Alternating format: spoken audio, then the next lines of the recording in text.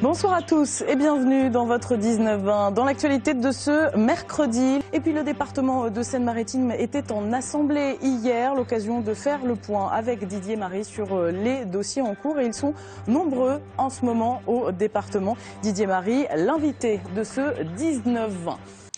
Le département de Seine-Maritime était en assemblée plénière toute la journée hier. À l'ordre du jour étaient examinées des questions liées au développement durable, à l'agriculture ou encore au social. L'occasion pour nous de faire le point sur les différents dossiers en cours depuis plusieurs semaines avec vous. Didier Marie, bonsoir. Bonsoir. Merci d'avoir accepté notre invitation. On va d'abord parler social. Ça occupe beaucoup l'actualité en ce moment.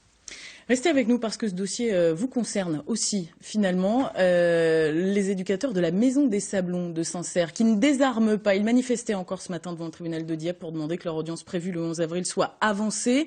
Une demande pour accélérer en fait la nomination d'un administrateur judiciaire qui permettrait de débloquer peut-être des fonds pour nourrir les 4 enfants qu'il reste dans les locaux de l'association. Je vous rappelle que le président de cette association, Eden Vie, reste injoignable depuis maintenant 2 semaines. 2 semaines durant lesquelles la quasi-totalité des 22 enfants du foyer a dû être replacés dans plusieurs structures en France et ce, très rapidement. Les salariés, eux, ne sont plus payés depuis près de 3 mois maintenant. Vous souhaitez réagir? Comment on en arrive à des situations comme ça? Très rapidement, Didier Marie. Écoutez, on a affaire là à des dirigeants qui étaient malhonnêtes, qui ont fait l'objet de plaintes, des dettes fiscales, des dettes sociales, des détournements de fonds, et ils ont mis en difficulté l'ensemble des salariés et des enfants. Et nous avons pris des décisions pour les protéger. Nous avons nommé un administrateur provisoire et nous sommes intervenus pour qu'un administrateur judiciaire soit nommé le plus vite possible.